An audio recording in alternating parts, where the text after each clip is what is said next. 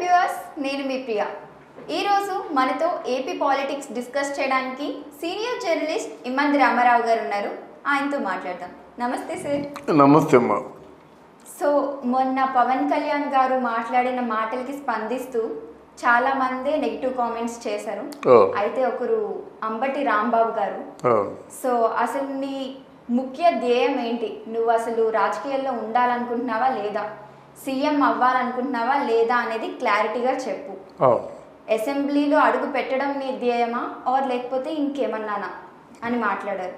అలానే సినిమా హీరోల నుండి రాజకీయాల్లోకి వస్తే హీరోగా నిలుస్తారు అని చాటి చెప్పిన వారు ఎన్టీఆర్ గారు. హీరోలు రాజకీయాల్లోకి వస్తే కామెడీ యాక్టర్స్ అవుతారని నువ్వు నిరూపిస్తున్నావు అంటూ వ్యాఖ్యలు చేశారు అంబటి రాంబాబు గారు. దీనిపైన మీ స్పందన ఏంటి? ఇక్కడ అంబటి రాంబాబు గారికి కొద్దిమంది ప్రేక్షకులకి కొంతమంది జర్నలిస్టులకి తెలియని విషయాలు మనం చెప్పుకుందాం. అర్థమైందా?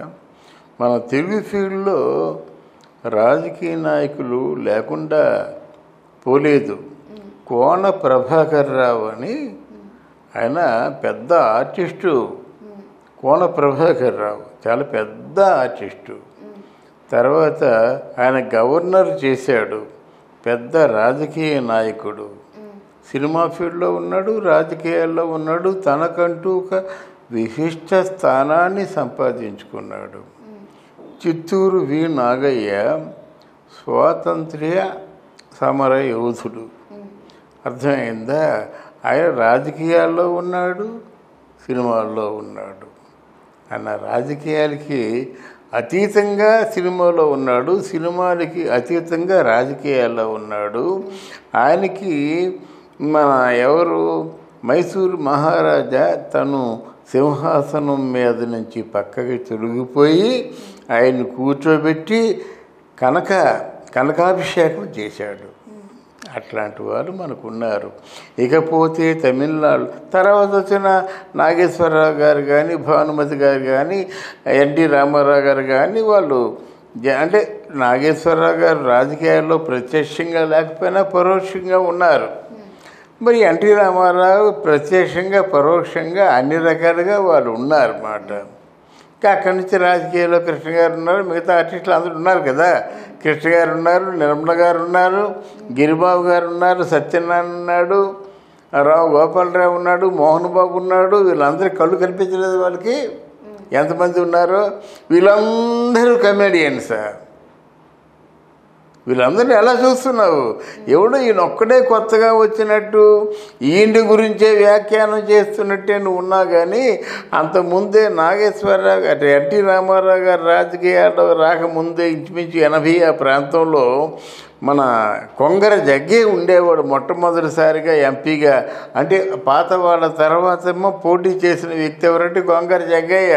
ఆయన సినిమాలో కమెడియన్ అవ్వడం కోసం వచ్చాడా, రాజకీయాల్లోకి వచ్చాడు. అప్పట్లో పెద్ద మెజారిటీతో గెలిచాడు. ఇవన్నీ సదరు అంబటి రాంబాబు గారిని తెలుసుకోమని చెప్తున్నాను.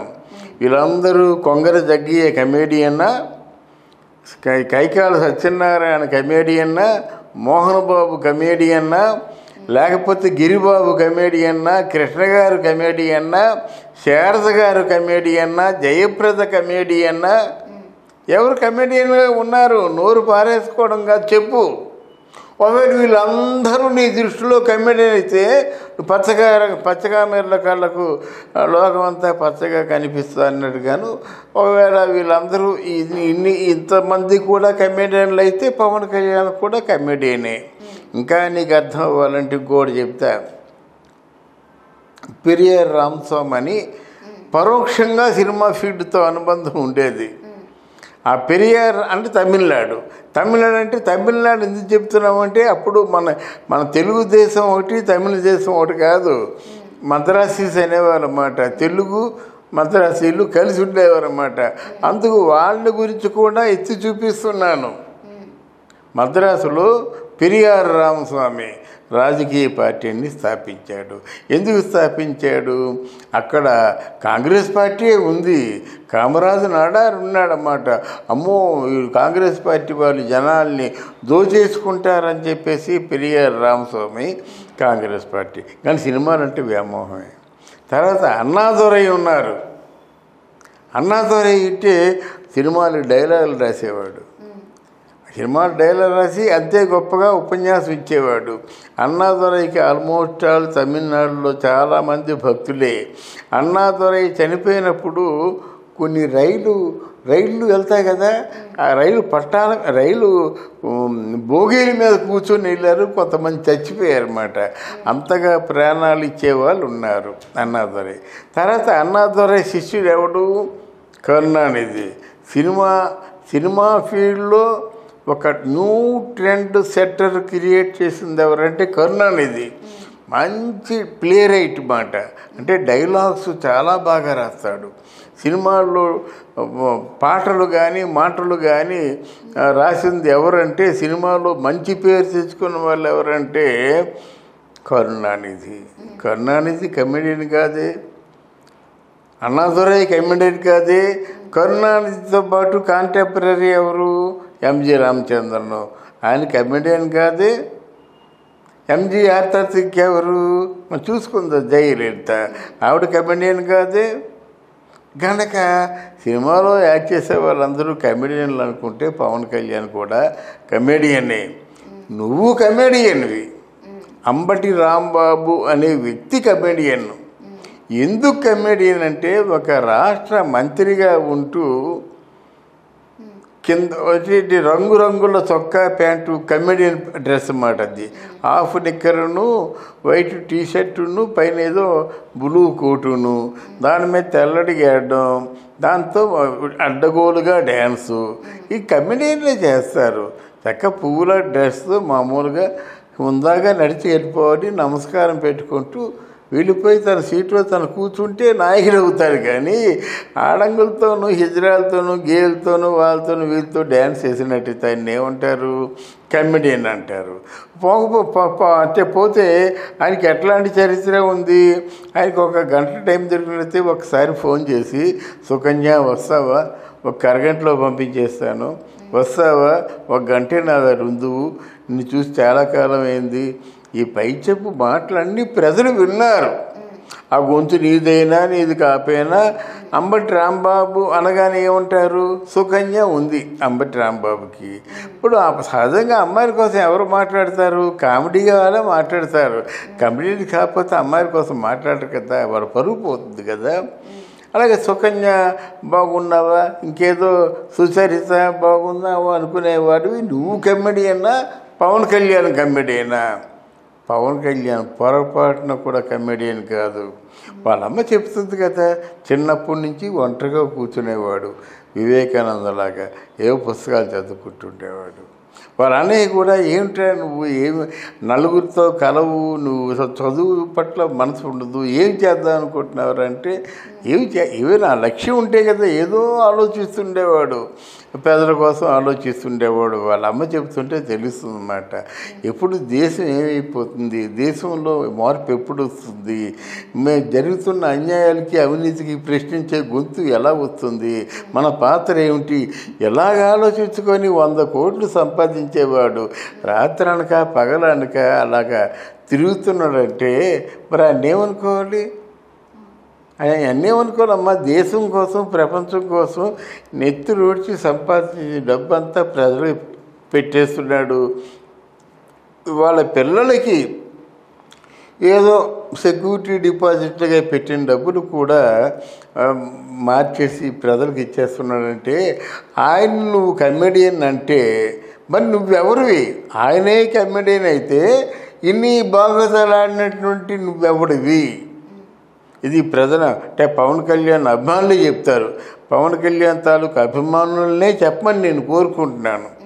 ఇంత సాహసం చేసేవాడు, ఇంత నిద్రాహారాలు మానేసేవాడు, ఇన్ని కోట్లు వచ్చిందేమో ప్రజలకు ఇచ్చేసేవాడు, ఇన్ని అవమానాలు భరించేవాడు ఆయన కమెడియన్ అయితే నిన్నేమని పిలవాలో దయచేసి పవన్ కళ్యాణ్ తాలూకు అభిమానులనే కోరుకుంటున్నాను. తప్పు కదమ్మా. ఆయన ప్రజల కోసం పాటుపడుతుంటే ఆయన ఏమంటాడు జనరల్గా, ఈ మట్టి ముట్టుకుంటున్నాను, మళ్ళీ అది జయిస్తే కానీ ఇక్కడ రానంటారు. అంటే ఆ మట్టితో సరిపోయిందిరా నీకంటే ఎలాగవుద్ది, ఏదో అంటారు అలాగే మన భారతంలో ద్రౌపది ఇలా కుర్రులు విరబోసుకుంది. నాకంటే దుర్యోధనుడు చచ్చిపోయినట్టయితే ఆయన రక్తంతో ఈ కుర్రులు తడుపుకుంటానని చెప్పింది. అదేంటంటే అంతవరకు ఈ కుర్రులు ఏమైపోయి మధ్యలో ఏం చేసావు, ఇలాంటి పిచ్చి పిచ్చి ప్రశ్నలు వేస్తే వాళ్ళు కమెడియన్స్ అంటారా ఏమంటారు? అంటే పౌరుషానికి చిహ్నం.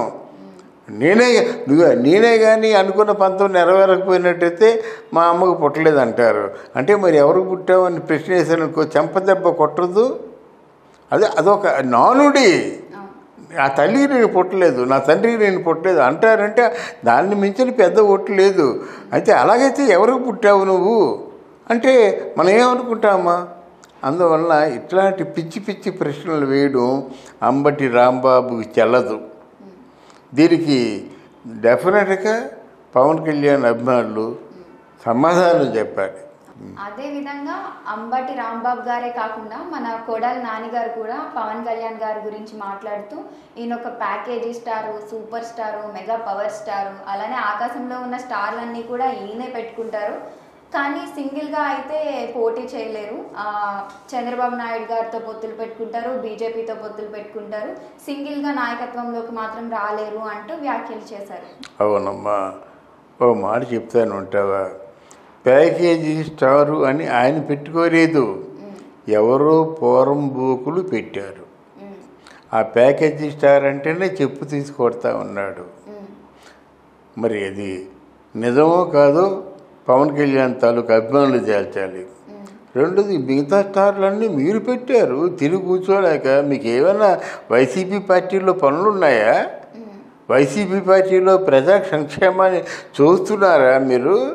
మీ తాలూకు అక్కడ చంద్రబాబు నాయుడిని తిట్టడం, ఇక్కడేం పవన్ కళ్యాణ్ తిట్టడం. మీ నాయకుడు అదే కదా చెప్పాడు, అదే చేస్తున్నారు. మీకు ఉత్సవం నీచం లేకుండాను.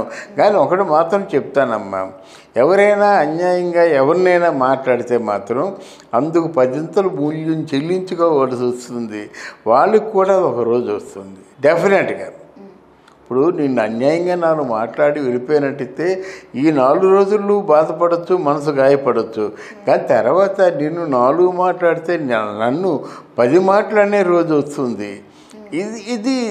ఇది సత్యం, ఇది ప్రకృతి ధర్మం.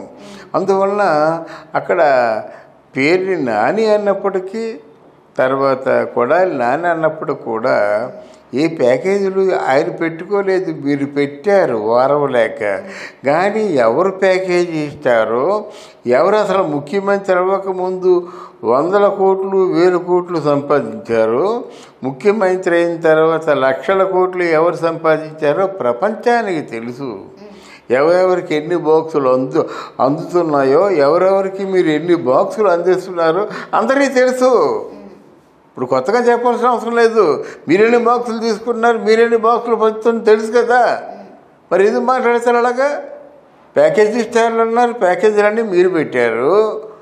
మరి మీ తాలూకు అధినాయకుడు కూడా ప్యాకేజీ స్టార్ కదా, చాలా పెద్ద ప్యాకేజీ స్టార్. ఏమైనా చేశాడా? మొత్తం ప్రభుత్వం ఇచ్చిన సెంట్రల్ గవర్నమెంట్ ఇచ్చిన అన్ని డబ్బులు, అన్ని సదుపాయాలు, అన్ని పథకాలకి, అన్ని స్థాయిరాలకి నీ బొమ్మ వేసుకున్నా. ఎవడేమని చెప్పాడు నీకు? ఎవడిచ్చారు అధికారం? డబ్బు సొమ్ము ఒకటిది, సోకు ఒకటిది అంటే డబ్బు వాళ్ళదా, సోకు నీదా? ఏమిటండి ఇది వ్యవహారం? ఏదైనా మాట్లాడితే ఒక పద్ధతి ఉండొద్దు.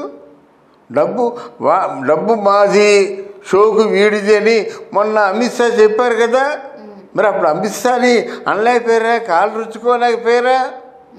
అమిత్ షాని మామూలుగా ఆ స్టేజీ మీదే తగిన బుద్ధి చెప్పలేకపోయారా? ఏమిటండి ప్యాకేజీ స్టార్ మీరు? మన అంచాలకి లక్షల కోట్లు మిగిలించుకున్న వాళ్ళు మీరు. ఈరోజు 6 లక్షల కోట్ల రూపాయలకి లెక్క చెప్పకుండా దొంగతనంగా తప్పించుకుంటున్న వాళ్ళు మీరు. హత్యలు చేసి తప్పించుకుంటున్న వాళ్ళు మీరు అని కోర్టులు చెప్తున్నా, సిబిఐ చెప్తుంది, మీరు చెప్పింది కాదు. మరి మీరు మాట్లాడడానికి మీరు సిగ్గుండొద్దు. అలా మాట్లాడడం తప్పు కాదు. పవన్ కళ్యాణ్ మాట్లాడడం తప్పు కదా. అంటే పవన్ కళ్యాణ్, చంద్రబాబు నాయుడు వీళ్ళందరూ కేవలం కబినెట్సా, మీరు ఒకలే హీరోలా? ఏమిటండి ఇది? తప్పు కదండి. అంటే చంద్రబాబు నాయుడు మామూలుగా ప్రతిపక్షంలో ఉంటే తప్ప, రేపు సీఎం అయితే తప్ప, లేదా పవన్ కళ్యాణ్ చంద్రబాబు నాయుడు కలిస్తే తప్ప? ఎవరు చెప్పాడు?